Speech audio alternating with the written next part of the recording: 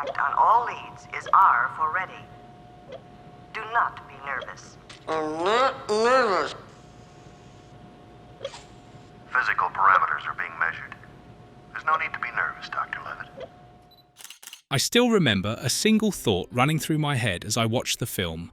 My God, this could actually happen. The Andromeda Strain made me believe those white rooms were real. Those scientists were real, and that those cold, emotionless procedures existed somewhere in the real world, ready to be activated if necessary. There are now 3 minutes and 30 seconds to self-destruct. That's the gas. Keep going. But as I grew older and revisited the Andromeda Strain, I realised that the most terrifying thing about this film isn't confined to the screen. There were moments when the production nearly cost actors their lives inside a fully functioning decontamination chamber. A key female scientist was written out simply because of racial prejudice. And to build Wildfire, the crew literally excavated straight down into the studio floor as if they were constructing a facility meant to exist in the real world. These are 15 facts that show the Andromeda Strain wasn't made like a movie, but like a disaster preparedness blueprint. 15. Kate Reid nearly didn't survive. When realism went beyond cinema, What I wanted to tell you. The growth program shows Andromeda can live on anything. Only gas or light affected. You didn't get any no-growth results on the cultures? None. Look. as a child, I always remembered the decontamination scene in the Andromeda Strain as something very by the book. Doors close water sprays, people endure the test, then move on. Watching it, then I never thought about danger. It felt serious and cold, but still safely contained within the limits of a film set. The truth is, Kate Reid's first day of shooting, she played Dr. Ruth Levitt, nearly ended very differently. Robert Wise didn't want the scene to look real. He wanted it to function as real. The decontamination chamber was fully sealed doors, locked from the outside. Real spray nozzles, real UV lights, and no manual emergency stop. The system ran on a pre-programmed cycle. The script called for mist, but once the doors shut and the system activated, what blasted out was icy high-pressure water like a fire hose. The slick floor caused Reid to slip and fall. The nozzles kept firing from 3 directions, water flooding her nose and mouth as she struggled to get up. Outside, the crew panicked. Someone yelled, "Shut off the water!" But no one could override the system it had to complete the cycle. 30 seconds, but for the person trapped inside it was an eternity in the dark. When the doors opened, Reid staggered out, coughing violently and soaked. Wise apologised in shock and halted production for 2 hours. Then came the moment no one expected. Reid changed clothes, returned, and said just one line, "Again." But this time warned me about the pressure. That moment reveals something essential about the Andromeda Strain. It didn't just demand the audience's belief. It demanded real endurance from the people in front of the camera. 14.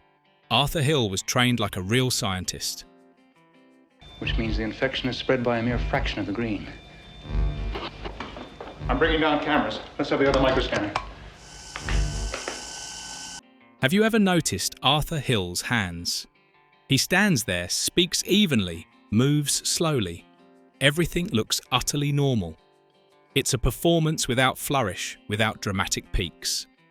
But it's precisely that normalcy that becomes unsettling on rewatch. Because it turns out it isn't acting. It's the behaviour of someone trained not to make mistakes. Arthur Hill was a stage actor. He was used to lines, timing, and lights, not microscopes or sterile procedures. In another film, that wouldn't have mattered. But to Robert Wise, it was fundamental. Wise didn't believe in pretend operations. He didn't want audiences to see an actor playing a scientist. He wanted them to see a person working in a laboratory. Before filming began, Hill was sent to a UCLA laboratory for 2 full weeks. Not to learn advanced science, but the smallest details: how to touch without contaminating a sample, how to stand inside a biosafety cabinet, how to adjust a microscope without breaking protocol. The scientists were blunt with him. One wrong move could ruin the entire experiment. Hill repeated the motions until they became reflex. His hands moved with certainty, his eyes followed the equipment precisely. And there were no wasted gestures. The Andromeda Strain achieved something rare. It doesn't need to convince you that this character is a scientist, you simply accept it as a given. 13. Paula Kelly's role was cut because of racial discrimination. The first time I watched the Andromeda Strain, I barely remembered the character Karen Anson. She appears, works, and then quietly fades from the story. At the time, I assumed it was just the script focusing on the main characters. Only later did I realise some characters don't disappear because of the story, but because the era wasn't ready to let them stay. In 1971, seeing a black woman portrayed as a government scientist was far from common. Karen Anson, played by Paula Kelly, was originally written as a substantial role with dialogue and a clear function within Wildfire. Then came feedback from test screenings, particularly in parts of the American South. The objections weren't about the plot or the science. They were about a black woman holding scientific authority. The studio grew nervous. They didn't remove the character outright, but they steadily reduced her presence, fewer lines, less screen time pushed into the background. Robert Wise apologised privately to Paula Kelly, but the decision had already been made. The irony is that the Andromeda Strain is remarkably progressive in its scientific thinking and in how it portrays humanity confronting catastrophe. Yet even it couldn't escape the social limits of America in 1971. 12. They dug straight into the studio floor to build Wildfire. Cute.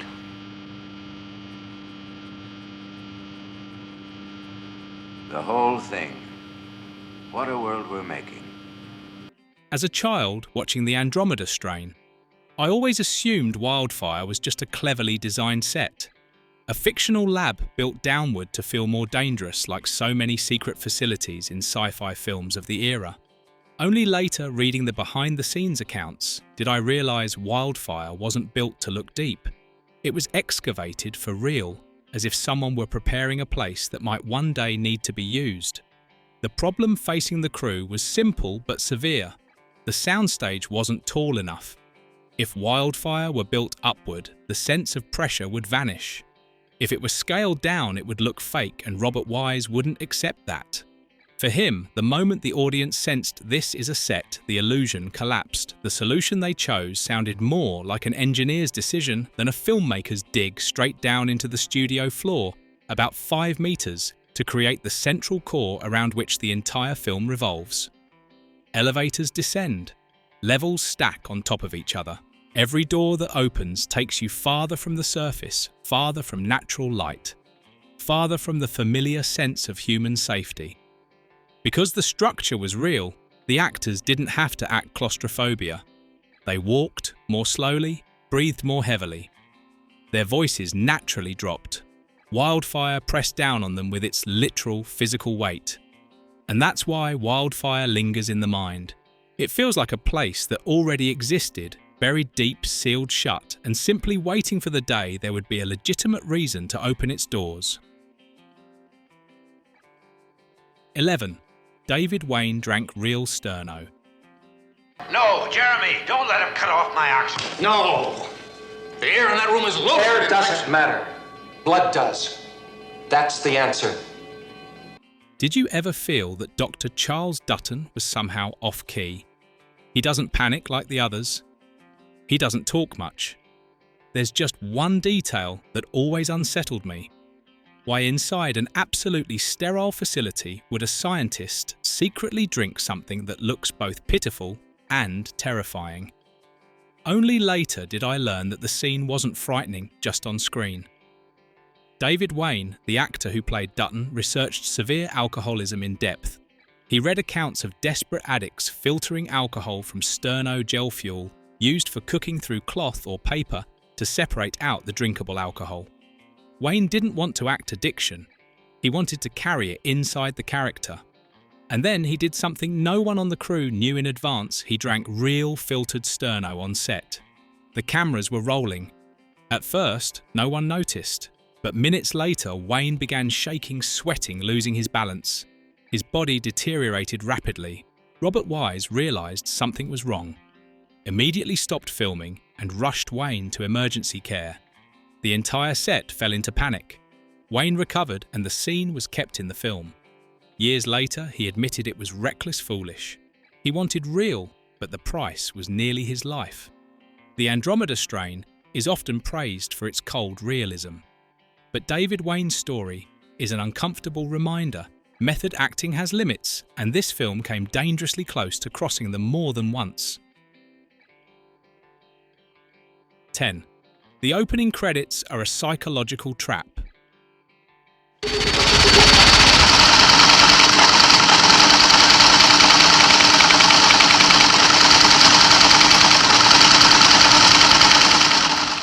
The first time I watched the Andromeda Strain, I barely remembered the opening.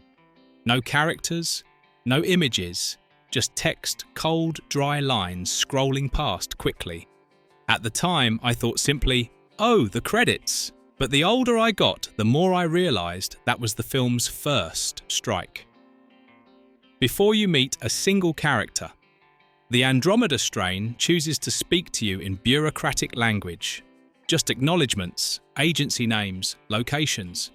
Dates the kind of material you expect at the end of a government report, not the beginning of a sci-fi movie. And this is where the film sets its most dangerous trap. It references real agencies and real places, then blends fiction so smoothly that your brain does the worst possible thing. It files the story under, "This could have happened." The film never says, "This is true." It does something far more unsettling. It behaves as if it is true. As if you aren't a viewer, but someone granted access to a completed, sealed, stamped investigation file. And then, very softly, the film confesses that most of what you just read is fictional, except for one real detail. A single hook enough to pull your belief even further. By the time the first corpse appears, you're no longer watching a movie.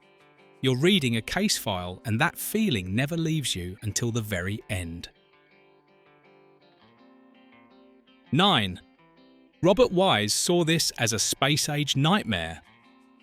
Second quarter rest period has been cancelled. Time RAs is reassigned according. You might think the Andromeda Strain is simply a serious sci-fi film. Little music, little action, lots of dialogue. In hindsight, it clearly feels different from its contemporaries, but for a long time, I couldn't quite explain why. The reason is that Robert Wise deliberately sought that difference. He didn't want to make a cool science fiction movie. He once said he waited nearly 2 years just to find a story that felt like it was happening right now, not in some distant speculative future.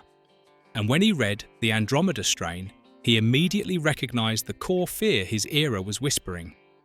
This was a very real obsession of the space race period. Lunar soil samples, quarantine reception rooms, anti-contamination protocols debated openly in newspapers. The public wasn't afraid of aliens, they were afraid of the invisible. Wise clung tightly to that fear.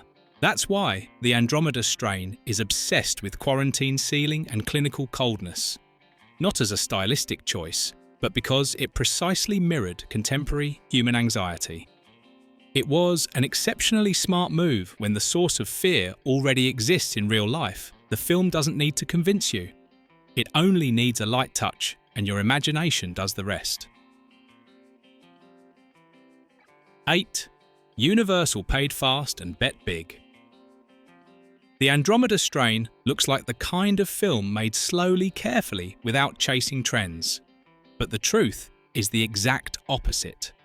Michael Crichton's novel exploded in 1969 like a collective panic attack. It tapped into a brand new scientific fear, and Universal reacted with unusual speed, as if the story itself were contagious. Before the name Andromeda had time to cool, the studio bought the rights, rumoured at around $350,000, and immediately pushed the project into production. It was an implicit statement this wasn't sci-fi for entertainment. This was tomorrow's nightmare. The budget hovered around $6.5 million, a large sum at the time. But strangely, the film never looks expensive. There's no military spectacle, no massive set pieces, no grand destruction. Just doors, alarms, machines humming softly. Universal didn't spend money on spectacle. They spent it on credibility. The feeling that you're watching a real procedure, a real system, a real mode of operation that the world could have, and perhaps already did prepare. While other sci-fi films bought monsters, the Andromeda Strain bought your belief. And that was Universal's biggest gamble and its biggest win at the time. 7. The dying monkey scene was staged so precisely it became legendary.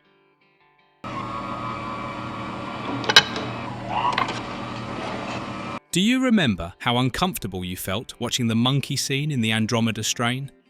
It doesn't feel like acting. It feels like witnessing a living creature slowly fading away in cold silence. That sensation wasn't accidental. The monkey you see collapsing wasn't performing. It was placed in a sealed, tightly controlled room and exposed to CO2 to render it immobile. No dramatic screaming, no violent convulsions, just a gradual slump, the kind of movement the human brain instinctively registers as something is wrong. But there's a crucial detail the film doesn't show. A veterinarian was standing just outside the room with an oxygen tank. The moment the shot ended, the monkey was revived immediately. This wasn't cruelty in the sense of deliberately harming an animal, but it was engineered to feel real enough to deceive your instincts. You don't see special effects. You don't see a safety boundary. You only see a living being cease to respond, and that's what makes it terrifying. The Andromeda Strain doesn't need to show you death. It only needs to show you the moment before death where science stands still observing recording. The monkey scene became legendary. Not because of cheap shock, but because it forces the audience to confront a chilling question. When biological research crosses ethical boundaries, who is the observer and who is the experiment? 6. Robert Wise locked James Olsen in for 30 minutes without warning. Most people see Dr. Hall's isolation scene as simply tense. A man sealed inside a white chamber watched stripped of control a familiar sci-fi situation. What I didn't know for years was that the panic wasn't acted. The isolation chamber was about 2.4 square meters pure white windowless with only a camera. The script specified 5 minutes inside. Robert Wise chose to ignore it. James Olsen entered. The door closed.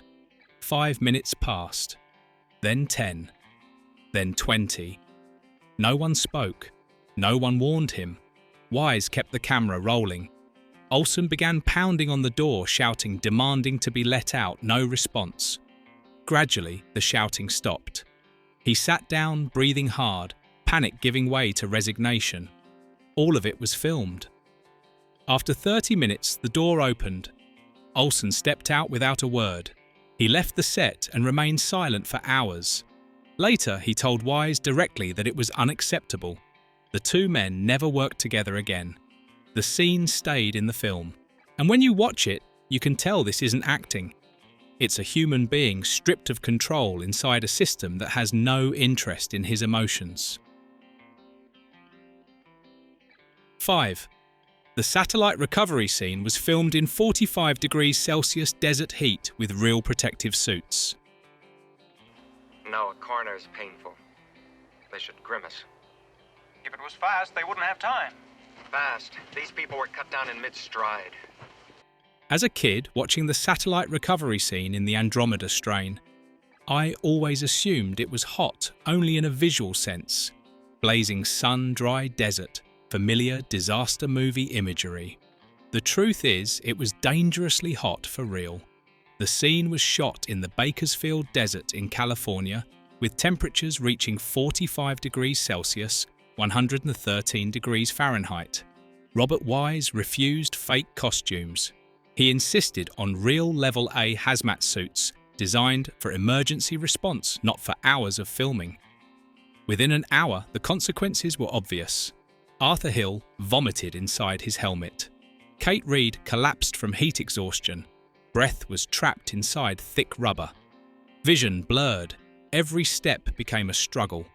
Wise was forced to adjust shorter takes, longer breaks, rotating actors. But there was one thing he wouldn't change: the suits. He understood that if he softened that brutality, the entire sense of danger would evaporate.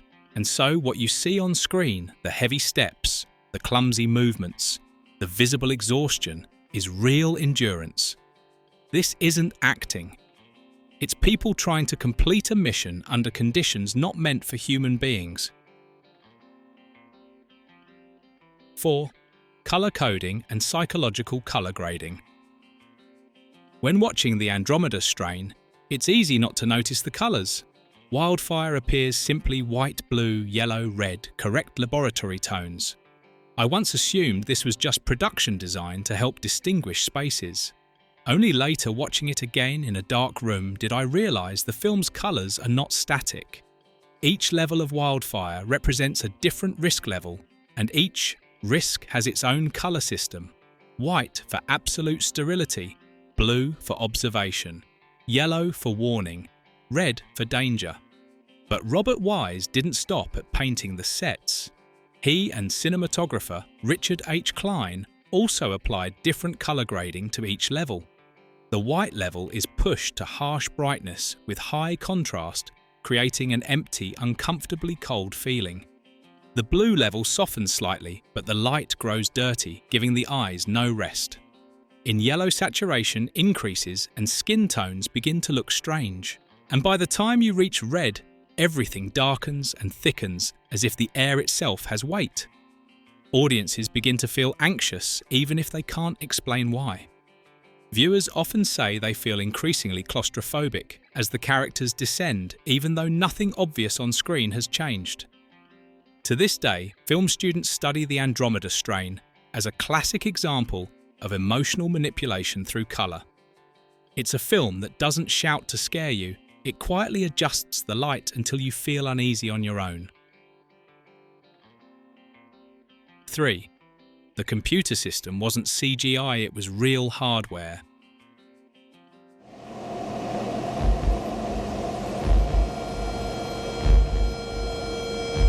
Let's run it through the computer for contrast expansion.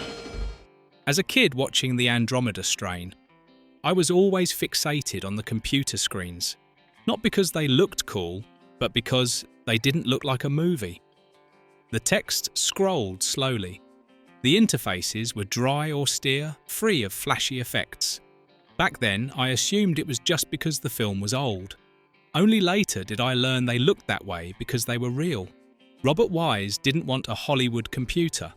He wanted Wildfire to have a system convincing enough that audiences would believe the facility could operate autonomously without constant human intervention. So he brought in consultants from IBM, asking engineers and systems experts to design a computer network that could genuinely run a high-security biological containment facility. Everything you see on screen works: real data, processing displays, real terminals, real mainframes, paper tape, punch cards, automated locks. The actors didn't pretend to type commands. They typed and the system responded. The irony is that because it was so real, the system drew attention outside the film. After production wrapped, engineers from NASA's Jet Propulsion Laboratory visited the set and asked whether they could purchase the entire system. Wise refused to sell it as a whole, but several components were donated for aerospace research. A movie prop became a reference blueprint for real scientific infrastructure. 2. The central core climb had no stunt double. Keep going. There are now 3 minutes to self-destruct. When I first saw Dr. Hall climbing the central core, I thought it was just a familiar, cinematic climax, the exhausted character gasping for breath, racing against time. What I didn't know was that the fear in that scene was real. James Olsen, the actor who played Dr. Hall, was afraid of heights. He didn't tell anyone. It wasn't written into his contract, and he never asked for changes. When he looked up at the multi-level central core, he felt dizzy. But Olsen understood one thing clearly: his character would not stop. So he climbed. No stunt double, no editing tricks to hide the height. Every trembling hand was real. Every laboured breath was real. The exhaustion on his face wasn't acting, it was his body reacting. Robert Wise only learned the truth after the scene was finished. He said bluntly that if he had known beforehand, he would have chosen a different approach. Olsen replied with a single simple line: "You wanted real. That was real." That scene became the soul of the film because it encapsulates the spirit of the Andromeda Strain. No triumphant victory, just a human being pushing through fear to do what must be done. 1. Odetta screenings and a major success. When I learned that the Andromeda Strain was a success, I once thought it was inevitable. A serious, intelligent, unconventional film, surely audiences would support it.